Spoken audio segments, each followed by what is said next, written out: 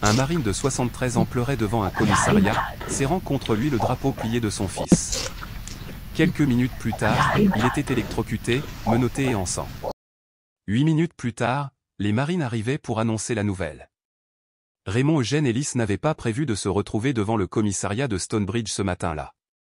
À 73 ans, ses jambes n'étaient plus ce qu'elles étaient et sa mémoire s'était embrouillée. Mais il y avait deux choses qu'il n'oubliait jamais, l'anniversaire de son fils et comment plier un drapeau. Il en tenait un maintenant. Il était posé sur ses genoux, plié en triangle traditionnel, comme s'il risquait de s'envoler s'il le lâchait. Sous ses doigts pendaient deux plaques d'identité rayées, qui tintaient doucement à chaque mouvement. Ses genoux étaient appuyés contre le bord du trottoir, et il fixait l'asphalte comme s'il contenait des réponses que lui seul pouvait entendre. Il avait marché jusqu'à la gare, près de 3 kilomètres à pied. Personne ne l'avait vu partir. Il n'avait même pas mis de chaussettes, juste ses vieilles bottes à embouts d'acier aux semelles craquelées. Le temps était clément, le ciel était gris et une brise fraîche soufflait. La circulation était fluide. Les voitures passaient, leurs occupants le regardant à peine. Juste un vieil homme sur le trottoir, sans aucune menace pour personne. Sauf pour un. Dana Cal venait de quitter le parking de l'épicerie d'en face lorsqu'elle l'aperçut. Elle ralentit et l'observa. Elle ne le reconnut pas. Il avait l'air angoissé, la tête légèrement agitée, marmonnant. À un moment, il se leva, fit un petit tour, puis se rassit, serrant plus fort le drapeau. Elle a hésité, puis a composé le 911. « Bonjour, oui, il y a un homme âgé assis devant le commissariat, » dit Dana au répartiteur. Il a l'air confus. Peut-être un peu agité. « Je ne sais pas, je me suis dit qu'il fallait que quelqu'un aille voir comment il va. » L'appel a été enregistré à 11 heures. Le central a contacté par radio les agents déjà en patrouille. Les agents Chad Bannister et Lisa Rainey étaient à quelques pâtés de maison, en train de terminer leurs démarches administratives dans leur voiture de patrouille. À 11 heures précises, leur unité est arrivée sur le parking du commissariat. Raymond ne broncha pas. Il ne bougea pas d'un pouce, jusqu'à ce que les bottes de l'agent Bannister s'approchent à moins d'1 mètre. « Monsieur, » dit Bannister d'une voix sèche et professionnelle, « tout va bien ici ?» Raymond leva les yeux. Ses yeux étaient rouges, vitreux et humides. Ses lèvres remuaient lentement. « Desmond, » murmura-t-il. « Mon garçon Desmond, il est parti. » Rainey s'approcha. « Monsieur, ça va? Pouvez-vous vous lever pour nous ?» Raymond regarda le drapeau sur ses genoux. « Ils ont dit que c'était instantané, » marmonna-t-il. « Je n'ai rien senti. Ils ont dit que je n'avais pas souffert. C'est ce qu'ils disent quand ils ne veulent pas vous dire à quel point c'était terrible. » Rampe redressée. « Il faut que vous vous leviez, monsieur. Vous rendez les gens nerveux à rester assis comme ça. » Les plaques d'identité glissèrent des doigts de Raymond et s'écrasèrent sur le trottoir. Il se pencha lentement pour les récupérer. Bannister s'avança, le ton plus sec. « Monsieur, je vous ai dit de vous lever, maintenant. » Raymond ne le regardait pas. Le dos raide, les genoux pliés, le drapeau toujours dans une main. « Je me suis battu, » dit-il d'une voix à peine chuchotée. « Et lui aussi. Nous avons tous deux combattu pour ce pays. » Dernier avertissement, dit Bannister en portant la main à sa ceinture. « Lève-toi, sinon tu seras arrêté. » Rainey hésita. Quelque chose brilla sur son visage, le doute, l'incertitude, mais elle ne dit rien. Raymond resta immobile, perdu dans l'instant, loin d'ici. Et puis, clac. Le taser l'atteignit à l'épaule, lui arrachant une décharge électrique. Il laissa échapper un bref et aigu aboiement de douleur. Ses jambes battirent. Le drapeau vola de ses genoux sur le trottoir. Il s'effondra en avant, heurtant violemment le sol. Un côté de son visage racla le ciment, du sang noircissant sa joue. Devant le bureau des véhicules automobiles voisins, quelques personnes se retournèrent pour regarder. Un homme sortit son téléphone. Rainey s'empressa de menotter Raymond. Son visage était indéchiffrable. Raymond gémit, un son bas et enfoui dans sa poitrine. « Je te l'avais dit », murmura Bannister dans sa barbe. Mais 8 minutes plus tard, le ton sur ce parking allait changer à jamais. Le lieutenant-colonel André Wallace avait assisté à plus de 70 funérailles militaires. Il avait plié des drapeaux, assisté à 21 salves d'artillerie et mémorisé le poids du silence lorsqu'une famille reçoit la confirmation que son proche ne rentrera pas à la maison. Mais celui-ci était différent. Lui et le sergent-chef Melissa Park étaient assis dans un SUV du gouvernement, à seulement 2 minutes de leur destination. Le trajet de la base aérienne de réserve de Dobbin à Stonebridge s'était déroulé sans incident, jusqu'à ce qu'ils atteignent la piste près de la place. Melissa ajusta l'uniforme de cérémonie plié à côté d'elle, la tenue de cérémonie de Desmond Ellis. Elle ne le connaissait pas personnellement, mais il était des leurs. Caporal. Irak aller-retour. Casier judiciaire vierge. Pas un seul problème. André jeta un coup d'œil au GPS. Il reste 2 virages. Melissa regardait par la fenêtre. Cette ville est calme. Ça me rappelle Mâcon. Ne vous laissez pas tromper par le calme, répondit-il. La douleur ne fait pas de bruit. Le dossier de notification se trouvait sur le siège arrière. Une enveloppe scellée. Des effets personnels. Des documents de salut final. Raymond Ellis était le plus proche parent. Ils avaient été informés, sergent des marines à la retraite, vivant seul, souffrant de problèmes cardiaques. Ils n'étaient pas préparés à ce qu'ils allaient trouver. Alors qu'ils s'engageaient sur le parking à côté du commissariat, André aperçut une voiture de patrouille. 2 agents. Un homme, raide comme un i, une femme accroupie. Quelque chose clochait. Melissa plissa les yeux. Est-ce que... Arrête la voiture, dit André d'un ton sec. Melissa a freiné brusquement. Raymond était face contre terre sur le trottoir, les poignets menottés dans le dos. Le triangle cérémoniel au son drapeau plié gisait non loin dans une flaque d'eau. Un côté de son visage était à vif, écorché et rouge. André ouvrit brusquement sa porte avant même que le véhicule ne s'arrête. Il se déplaçait rapidement, chaque pas plus fort que le précédent. Et, aboya-t-il. Qu'est-ce que c'est? L'officier Bannisté se retourna, surpris. Monsieur, nous gérons une situation ici. C'est le sergent Ellis, rugit André. On est là pour lui. Melissa était déjà aux côtés de Raymond, stupéfaite. Tu as utilisé un tasé sur lui?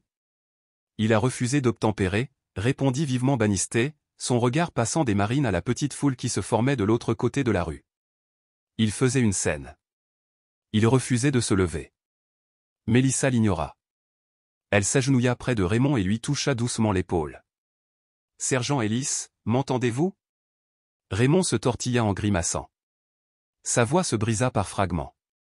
Ils ont dit? Desmond est parti. La mâchoire de Melissa se serra. Elle se tourna vers les policiers. Vous avez tasé un père en deuil, devant un commissariat de police, alors qu'il tenait un drapeau.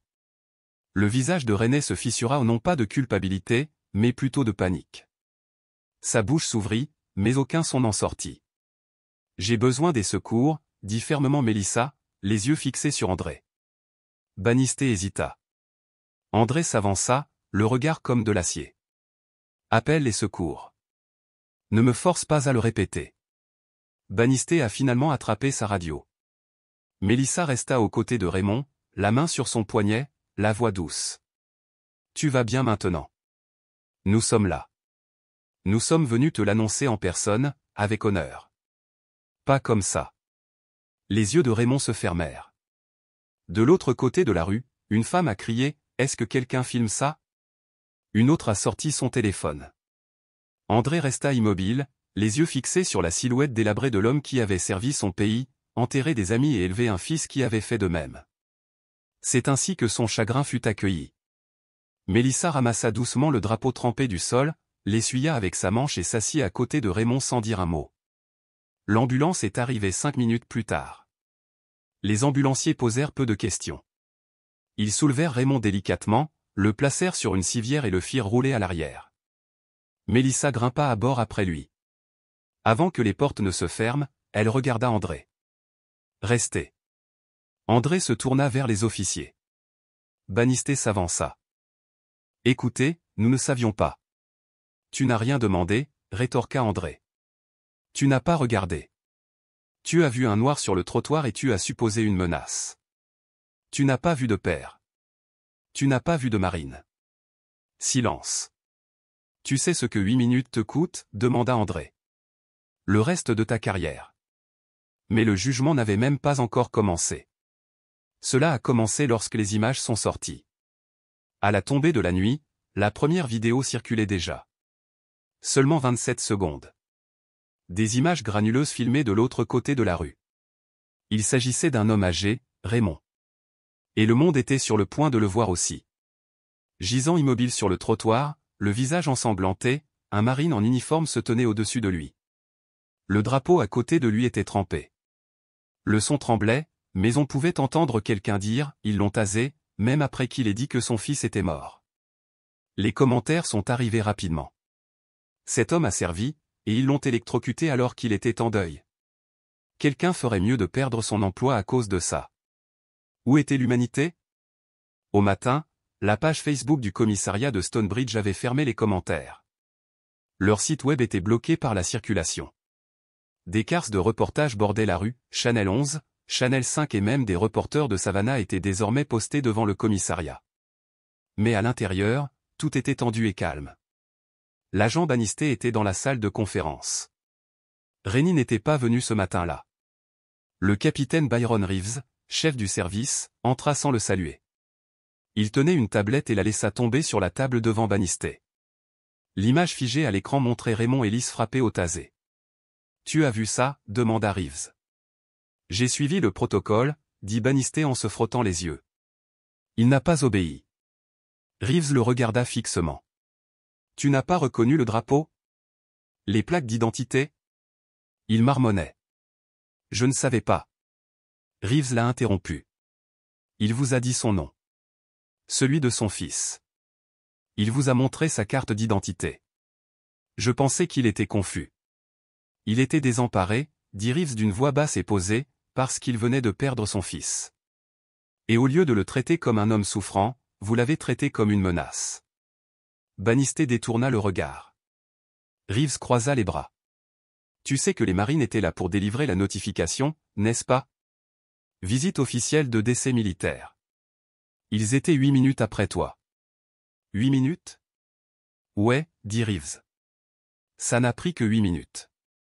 On ne pouvait pas attendre. On ne pouvait pas l'écouter. On ne pouvait pas le voir. La pièce redevint silencieuse. Pendant ce temps, au centre médical Saint-Francis, de l'autre côté de la ville, Raymond gisait dans un lit d'hôpital. Des points de suture au-dessus de la pommette. Des ecchymoses autour des poignets. Mélissa était assise à côté de lui. Elle n'était pas partie depuis la veille. Raymond n'avait pas dit grand-chose. Il fixait simplement le plafond ou la fenêtre. Andréi entra en milieu de matinée, un café à la main. Il le posa sur la petite table à côté de Mélissa. « Ils m'ont appelé, dit-il. Il rentre chez lui aujourd'hui. » Mélissa hocha la tête. « Il a demandé Desmond ce matin. Je le lui ai répété. Il s'est simplement détourné. » Andréi s'assit sur le bord de la chaise. « Comment est sa pression? » « Stable, dit Mélissa. Mais là n'est pas le problème. » Raymond tourna lentement la tête vers eux. Sa voix, lorsqu'il parla, était presque un murmure. Il était tout ce qui me restait. Andréi se pencha en avant. « Vous n'êtes pas seul, sergent. » Raymond cligna des yeux. « Tu as des enfants ?» demanda-t-il. Andréi hocha la tête. « 2. Une fille et un garçon. »« J'en ai eu un, dit Raymond. »« Un bon garçon. »« Aucun problème. »« Pas un seul. » Mélissa attrapa le drapeau plié sur la table et le déposa délicatement sur les genoux de Raymond. « Je l'ai nettoyé, dit-elle doucement. Il l'a mérité. » Raymond toucha le tissu sans rien dire. Son regard restait fixé sur les coins, comme s'il se souvenait de chaque pli qu'il avait appris à son fils. Au même moment, de retour à Stonebridge, en face du poste de police, sur la place de la ville, une manifestation silencieuse avait commencé. Tout a commencé avec un petit groupe d'anciens combattants. Certains portaient des écussons. D'autres des pancartes. L'un d'eux brandissait une photo de Raymond prise il y a 20 ans, en uniforme. Un autre portait simplement une pancarte sur laquelle était écrit « Le deuil n'est pas un crime ». À midi, près d'une centaine de personnes s'étaient rassemblées. Donald Rivers, un voisin de longue date de Raymond, se tenait devant les caméras, tenant une photo de Desmond. Raymond Ellis est un homme réservé. Il l'a toujours été. Il a élevé son fils avec fierté et discipline. Il l'a aidé à payer ses études. Il n'a jamais manqué un anniversaire. Il n'a jamais causé de problème dans cette ville en 40 ans. Et voilà ce qu'il a eu comme récompense, s'asseoir pour pleurer? L'extrait du discours de Donald a fait la une des journaux locaux. Et puis ça a frappé Twitter. Puis cela a atteint une ampleur nationale. Un colonel à la retraite du Texas a republié la vidéo avec la légende. Si vous voyez un vétéran en deuil tenant un drapeau, vous ne méritez pas l'insigne. Du jour au lendemain, le nom de Raymond était partout. Mais il n'en lisait rien. Ce soir-là, à la maison, son salon contenait encore les vieilles photos de Desmond, ses médailles de marine dans un cadre poussiéreux et un cadeau d'anniversaire à moitié emballé sur le canapé que Raymond n'a jamais eu l'occasion de livrer. Mais il y avait un endroit où il irait le lendemain matin, un endroit où il ne pensait plus jamais retourner. La première fois que Raymond Ellis a enfilé l'uniforme, il avait 17 ans et mentait sur son âge. C'était en 1968. La guerre du Vietnam engloutissait les jeunes. Mais Raymond voulait quitter sa ville natale d'Augusta, en Géorgie.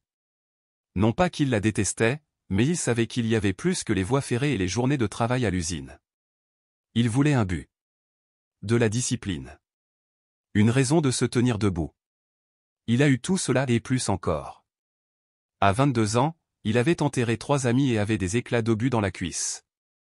Il ne parlait jamais de ce qui s'était passé dans la jungle ni à ses voisins, ni à sa femme, ni même à Desmond. Mais il gardait les médailles dans un tiroir.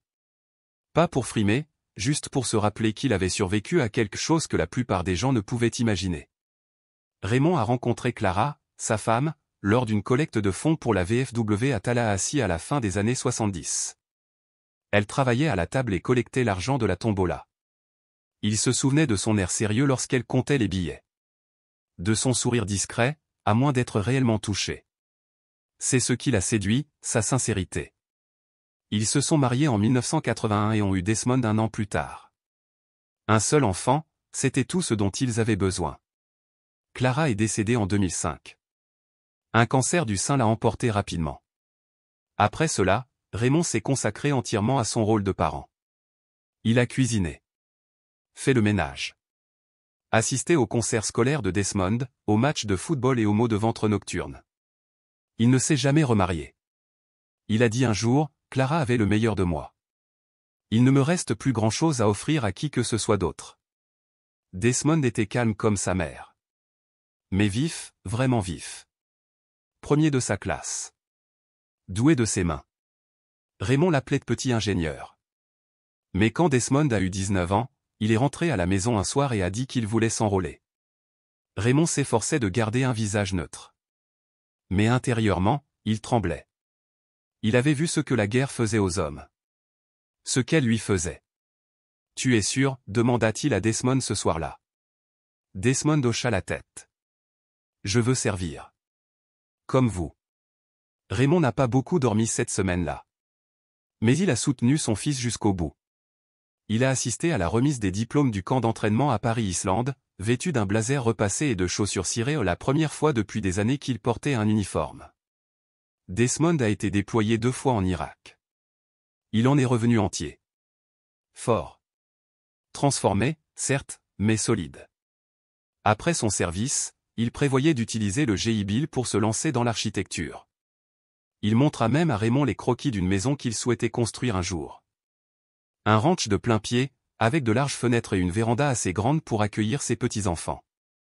Raymond gardait un de ses croquis sur son réfrigérateur. Le matin où il a reçu l'appel, Raymond faisait ce qu'il faisait la plupart de ses samedis, assis à la table de la cuisine, il lisait les nécrologies avec son café. Une habitude qu'il n'a jamais abandonnée. La voix à l'autre bout du fil était neutre. Officielle. « Monsieur Ellis, nous avons le regret de vous informer. » Il n'entendit pas le reste.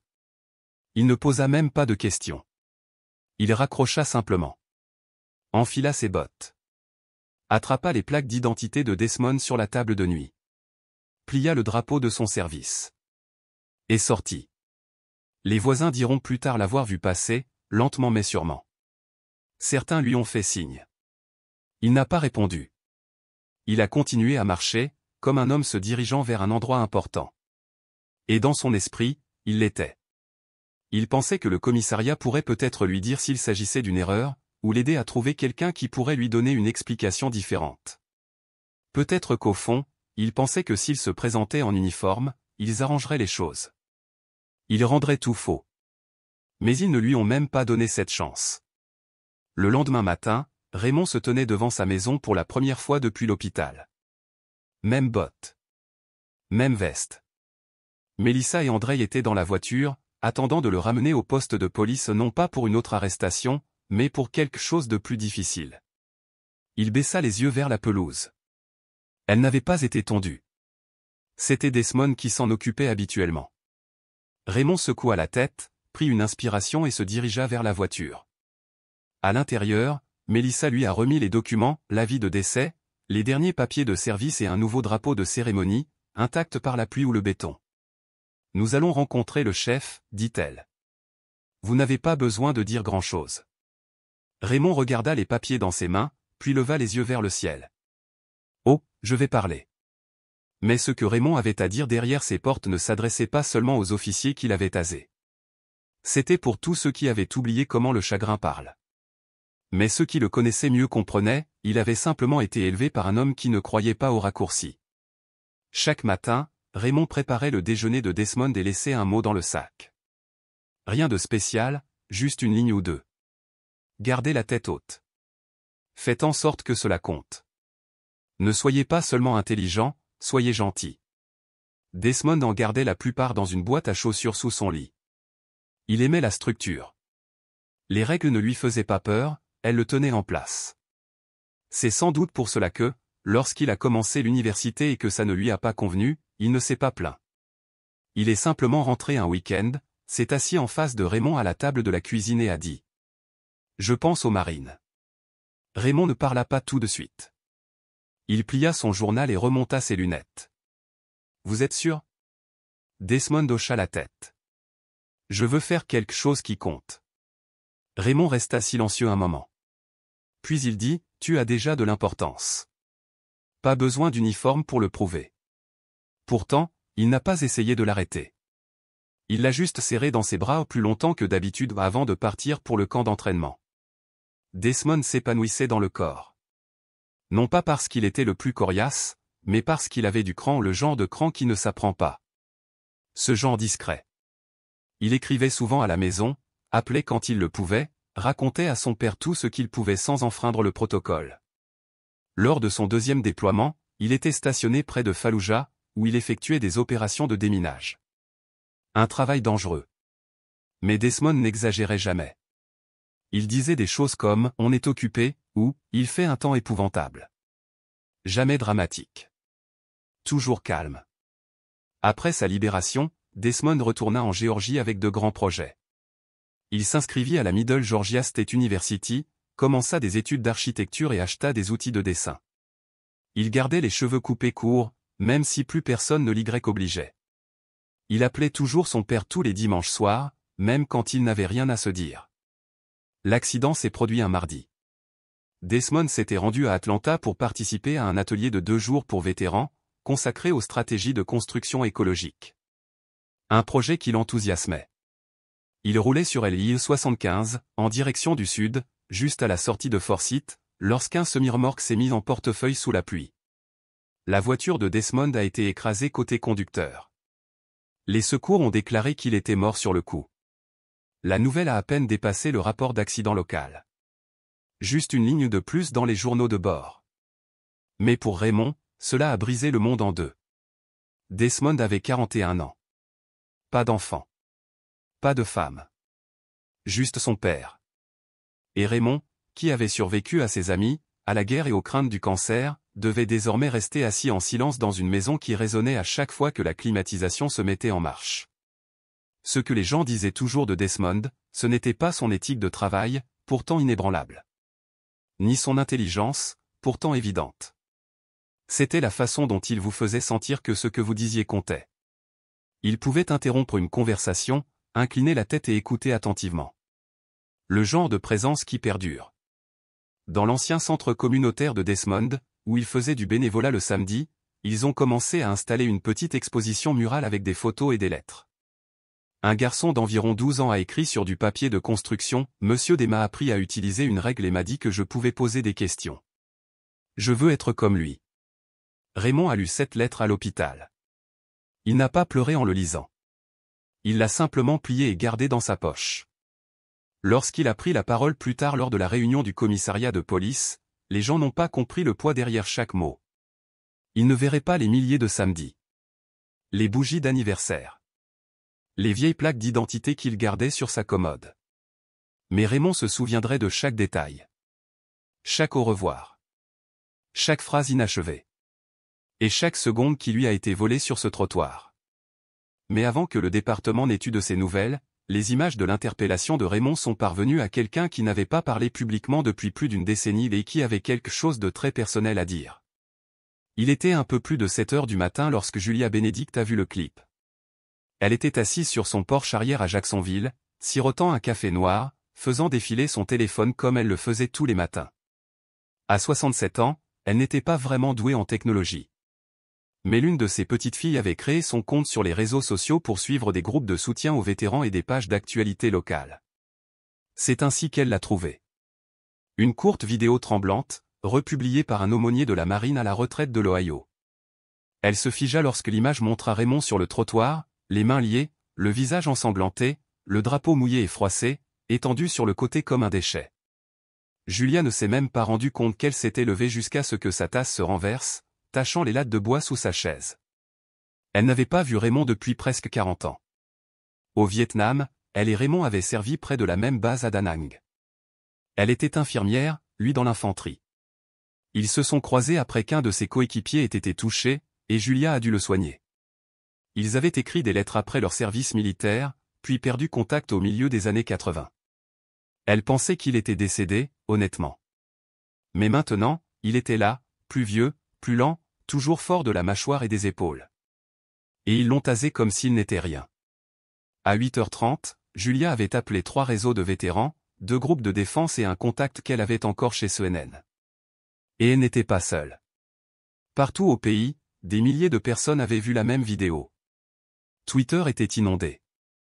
Les pages Facebook partageaient la photo de Raymond à côté de titres comme « Un vétéran de la marine tasé alors qu'il pleure son fils ». Il a dit que son fils était mort, mais cela ne les a pas arrêtés. Un vétéran de 73 ans tasé devant un poste de police tenant un drapeau. L'indignation a été vive. Et pas seulement en ligne. Cet après-midi-là, le siège de la Légion américaine à Indianapolis a publié une déclaration publique condamnant les actions de l'officier et exigeant une enquête indépendante sur le traitement du sergent Raymond Ellis, qui a servi ce pays avec honneur. Le nom de Raymond était à la mode dès midi. Dans un poste de VFW à Mâcon, les membres se sont réunis pour leur déjeuner habituel du jeudi après-midi, mais l'ambiance n'était pas bonne. Les conversations étaient tendues. La colère couvait sous chaque mot. « J'ai le même âge que moi », a dit un homme. Ça aurait pu être n'importe lequel d'entre nous. Il était en deuil, bon sang, répondit un autre. On ne goûte pas le deuil. À 16h, les camionnettes de presse étaient garées devant la maison de Raymond. Les médias ne l'avaient pas encore contacté.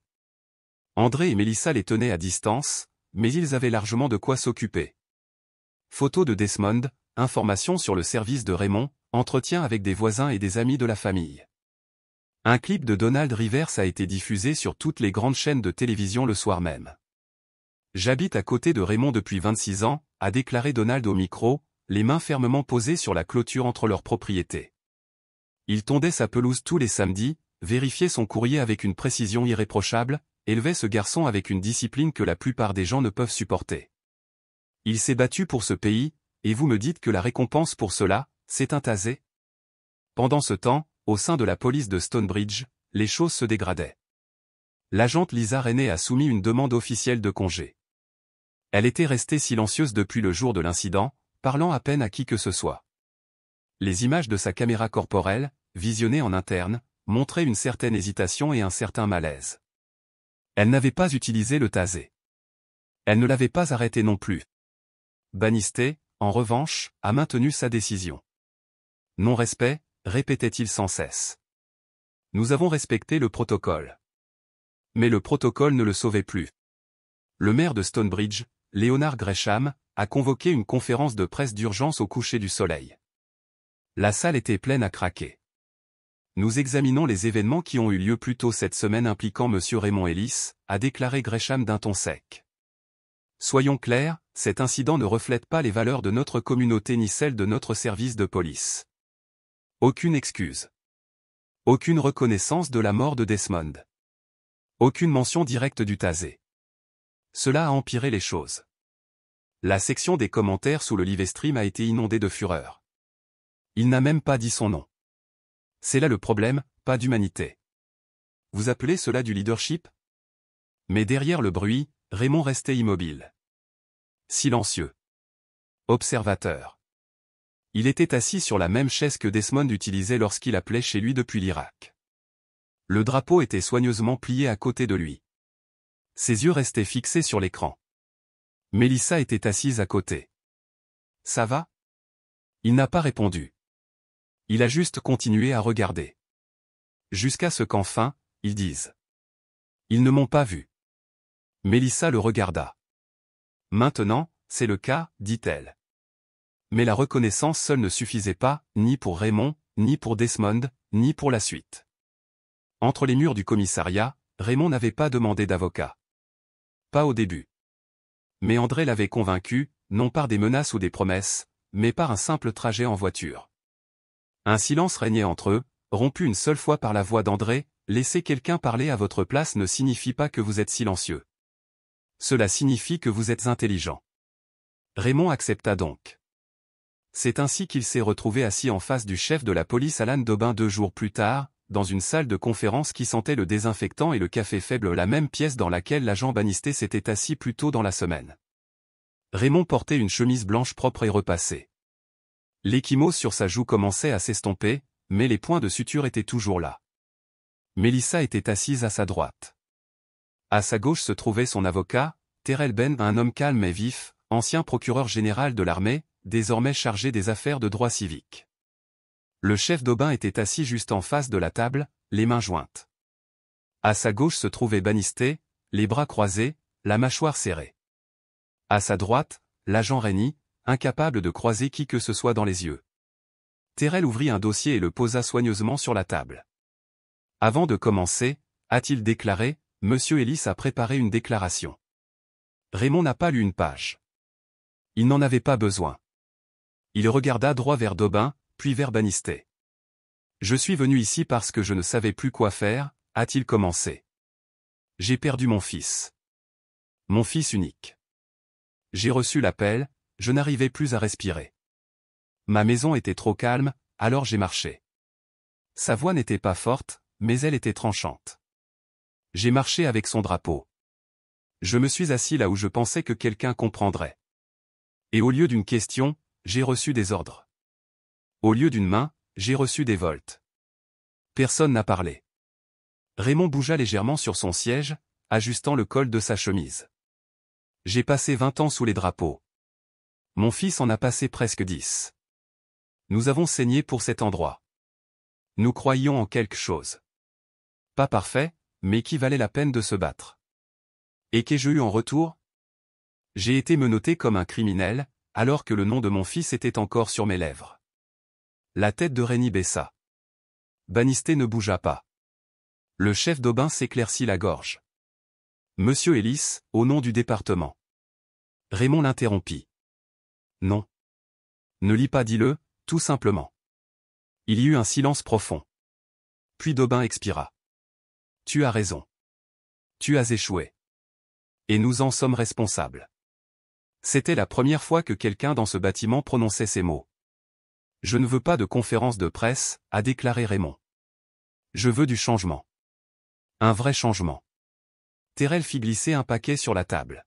« Voici les recommandations que nous avons formulées, formation à la désescalade, protocole de crise pour les vétérans, procédure d'examen des caméras corporelles. Et nous voulons que l'agent Bannister soit démis de ses fonctions, dans l'attente des résultats de l'enquête. » Le visage de Bannister s'assombrit. « J'ai suivi la procédure, » a-t-il rétorqué. « Je ne savais pas qui c'était. »« Tu n'as rien demandé, » dit Melissa sèchement. « Tu n'as même pas pris la peine de demander. » Rennie parla enfin. Sa voix était basse. « J'ai voulu l'arrêter, mais je suis resté figé. » Raymond la regarda. Tu n'as pas figé. Tu as regardé. Encore le silence. Daubin prit le paquet et feuilleta ses pages. Je vais l'examiner, a-t-il dit, et je le soumettrai personnellement au maire. Pas de retard, prévint Terrel. Ce n'est pas une suggestion. Bannisté se leva brusquement. Vous allez me pendre pour avoir fait mon travail? Daubin se tourna vers lui. Asseyez-vous, officier. Les yeux de Bannisté s'écarquillèrent. Non. Je ne m'excuserai pas de protéger le public. Raymond se leva lentement. Protéger qui? De quoi? D'un drapeau? D'un père en pleurs? André fit un geste pour se lever, mais Raymond lui tendit la main. Laissez-le parler. Bannisté regarda Raymond. Pour la première fois, sa voix se brisa. Je ne savais pas que tu étais un marine. Raymond pencha la tête. Et si j'étais juste un vieil homme? Sans uniforme, sans service? Et alors? Je serais toujours face contre terre? Personne n'a répondu. Raymond se tourna vers Terrel et lui fit un signe de tête. On a fini ici. Alors qu'il se tournait pour partir, Rénie se leva. Monsieur Ellis. Il s'arrêta. Je suis désolé, dit-elle. Je n'ai pas agi. Et je n'oublierai pas ce que cela signifie. Raymond la regarda longuement. Puis, finalement, il hocha lentement la tête solennellement. Devant la gare, une petite foule attendait tranquillement. Quelques voisins. Des vétérans. Des journalistes locaux. Pas de chant. Pas de bruit. Juste de la présence. Raymond marchait parmi eux, calme et mesuré. Mélissa à ses côtés. André juste derrière. « Tu es sûr que ça va ?» demanda-t-elle. « Non, » répondit Raymond. « Mais je suis sûr que je ne vais pas me taire. » Mais la prochaine fois que Raymond prendrait la parole, ce ne serait pas dans une salle de conférence, mais devant une ville entière. Et cette fois, tout le pays regarderait. 3 jours après cette réunion, Raymond se retrouva assis au premier rang d'une salle municipale bondée. Stonebridge n'avait pas connu une telle affluence depuis des années. La salle du conseil, habituellement à moitié vide et résonnant de débats politiques arides, débordait. Des gens s'alignaient le long des murs. D'autres attendaient dehors, regardant la retransmission en direct sur leur téléphone. Des vétérans en uniforme. De jeunes familles. Des étudiants. Tout le monde était venu pour savoir ce qui allait se passer. Une plaque signalétique pliante était posée sur la table devant lui, Monsieur Raymond E. Ellis, corps des marines des États-Unis, retraité. À côté de lui, Mélissa se pencha. Tu n'es pas obligé de dire grand-chose si tu ne le souhaites pas. Raymond gardait les yeux fixés sur le comité du conseil. Je veux. Le maire Léonard Grisham prit la parole en premier. Il avait l'air figé, comme un homme qui avait pratiqué la sincérité devant un miroir toute la matinée. Nous sommes ici aujourd'hui, a-t-il commencé, pour aborder un incident profondément troublant qui a attiré l'attention nationale sur notre ville et, plus important encore, a causé du tort à un membre respecté de notre communauté, Monsieur Raymond Ellis. Un murmure s'éleva dans la foule. Quelques têtes secouèrent. D'autres se contentèrent d'écouter. Nous avons examiné les images des caméras corporelles, a poursuivi Grisham. Nous avons lu les déclarations des témoins. Nous avons entendu l'avocat de Monsieur Ellis. Cette audience ne porte pas seulement sur la responsabilité, mais aussi sur la nécessité de garantir qu'un tel incident ne se reproduise plus jamais. Les membres du conseil ont pris la parole un à un. Certains ont présenté des excuses, d'autres se sont contentés de formuler des remarques juridiques. Mais la plupart des regards n'étaient pas braqués sur eux. Ils étaient sur Raymond.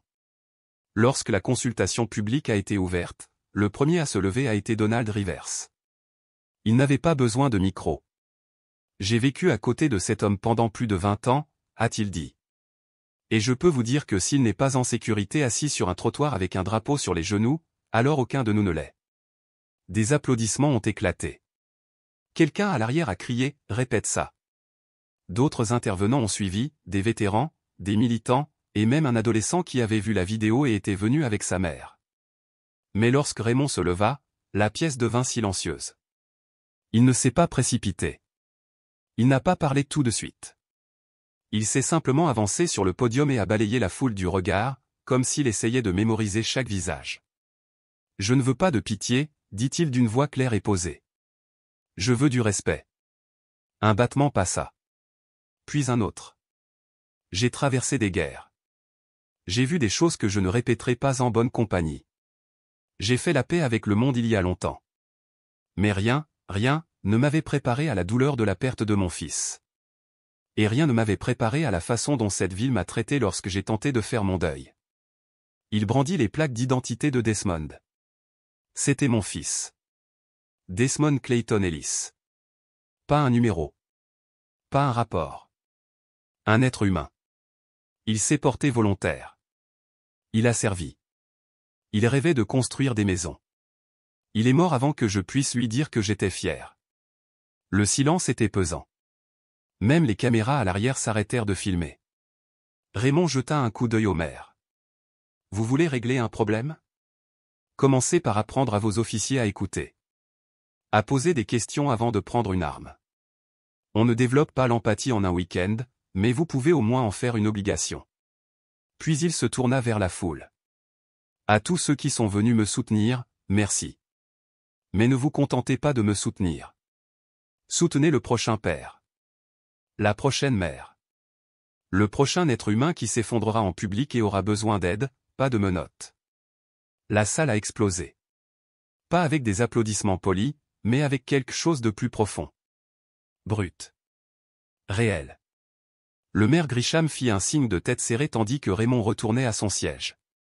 Peu de temps après, le conseil a voté pour placer l'agent bannisté en congé administratif sans solde, dans l'attente d'un examen externe. Ils ont également approuvé une nouvelle formation obligatoire pour tous les agents, y compris des protocoles de gestion des crises impliquant des vétérans et des personnes âgées. Ce n'était pas de la justice. Mais c'était quelque chose. Plus tard dans la soirée, Raymond était assis sur son porche avec André et Mélissa. Pas de caméra. Pas de journaliste. Juste trois sous un ciel calme. Il regarda au loin, les plaques d'identité cliquetant doucement dans sa paume. J'ai failli ne rien dire, a-t-il admis. Je pensais que ça n'intéresserait personne. André se pencha en arrière. Ils l'ont fait. Et ils le feront. Mélissa regarda vers la rue. Tu as changé plus que tu ne le penses. Raymond hocha lentement la tête. J'espère juste que Desmond l'a vu. Mais avant de pouvoir tourner la page, Raymond devait encore faire un arrêt. Et ce n'était ni à la mairie ni au commissariat. C'était quelque part de beaucoup plus personnel. 2 jours après l'audience, Raymond se tenait seul devant la tombe de son fils. Le cimetière était silencieux, niché derrière une vieille église baptiste, près de Perry, en Géorgie. Des rangées de pierres tombales s'étendaient sur l'herbe fraîchement coupée, mais Raymond n'en regarda qu'une seule, celle sur laquelle était écrit. Caporal Desmond Clayton Ellis. 1982-2024. Fils bien-aimé, Marine, bâtisseur de rêves. L'air était chaud. Un léger vent agitait les fleurs que quelqu'un, peut-être Mélissa, avait déposées près de la pierre. Elles étaient fraîches. Raymond n'avait apporté ni discours, ni drapeau, ni cérémonie. Juste le croquis que Desmond avait dessiné de la maison qu'il avait rêvé de construire, soigneusement plié dans la poche de sa veste. Il resta là un long moment, une main posée doucement sur le bord supérieur de la pierre, comme s'il se stabilisait. Puis il parla, pas fort, juste assez pour que la brise le porte. J'ai essayé de bien te servir, mon fils, dit-il en baissant les yeux. Je ne pensais pas te survivre. Je ne pense pas qu'un parent y parvienne jamais. Ses yeux étaient humides, mais aucune larme ne coulait. Il n'en versait jamais facilement, même aux funérailles de Clara. Je n'ai pas pu te protéger de tout, murmura-t-il. Mais j'ai fait en sorte que le monde connaisse désormais ton nom, non pas à cause de ce qui m'est arrivé, mais à cause de qui tu étais. Il sortit le croquis de sa poche, le déplia soigneusement et le déposa au pied de la tombe. Un simple dessin de maison. Un grand porche. Des arbres devant. Tu as dit que tu construirais ça un jour. Je vais le voir se construire pour les enfants qui en ont besoin, pour les vétérans qui n'ont nulle part où aller. C'est ce que tu voulais, non? Il prit une profonde inspiration. Le soleil lui pressait le dos, chaud et stable. Tu n'étais pas seulement mon fils, D. Tu étais ma raison d'être. Derrière lui, des pas légers se rapprochaient. Mélissa s'arrêta à quelques pas, lui laissant de l'espace. J'ai pensé que tu étais peut-être là, dit-elle doucement. Raymond ne se retourna pas, il est toujours avec moi. Je sais, répondit-elle. Et la ville n'a pas fini de parler de toi non plus. Ils organisent un événement communautaire le mois prochain. Tu veux donner le nom de Desmond au sentier du parc, chemin Desmond Ellis. Raymond laissa échapper un petit rire. Il détestait courir. Mélissa sourit. Eh bien, peut-être qu'il va maintenant forcer tout le monde à se présenter sous son nom. Ils restèrent silencieux un moment. Raymond dit alors, je pensais créer quelque chose de modeste. Une fondation. Rien de spécial. Un lieu pour les enfants, comme le souhaitait Desmond.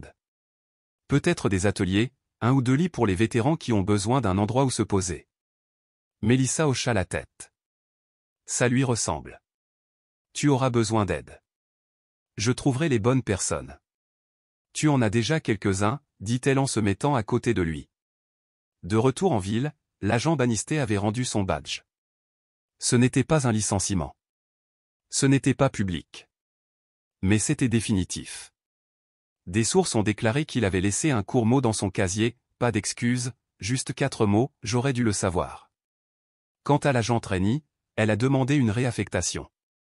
Non pas pour s'échapper, mais pour réessayer. Elle a commencé une formation au sein de la division de sensibilisation communautaire du département. Sa première mission, rencontrer des associations locales d'anciens combattants pour contribuer à l'élaboration de nouvelles procédures de réponse aux crises.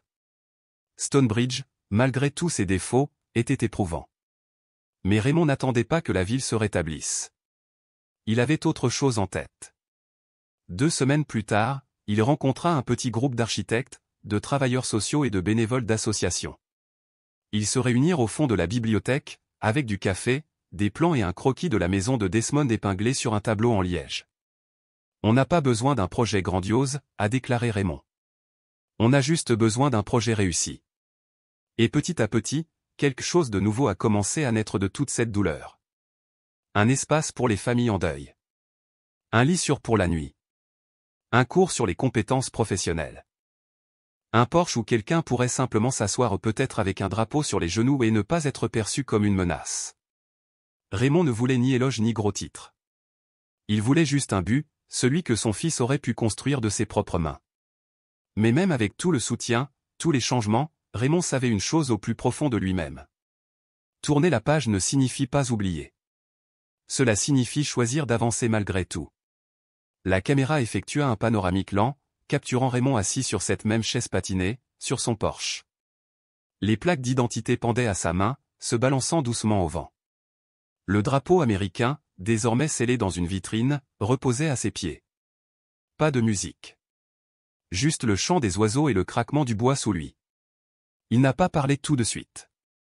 Quand il l'a fait, sa voix était douce et rauque. Je n'arrête pas de penser au trottoir, dit-il.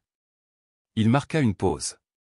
À la façon dont un endroit censé être sûr s'est transformé en un lieu où je me suis blessé.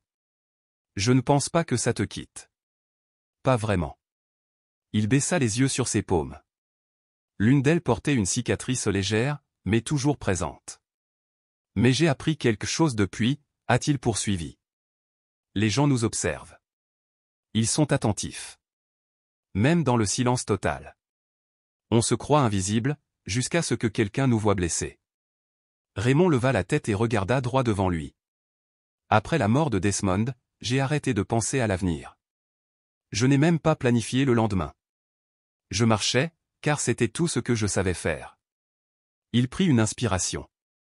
Maintenant, je me réveille et j'essaie à nouveau. Je n'ai pas toutes les réponses. Je ressens encore la douleur.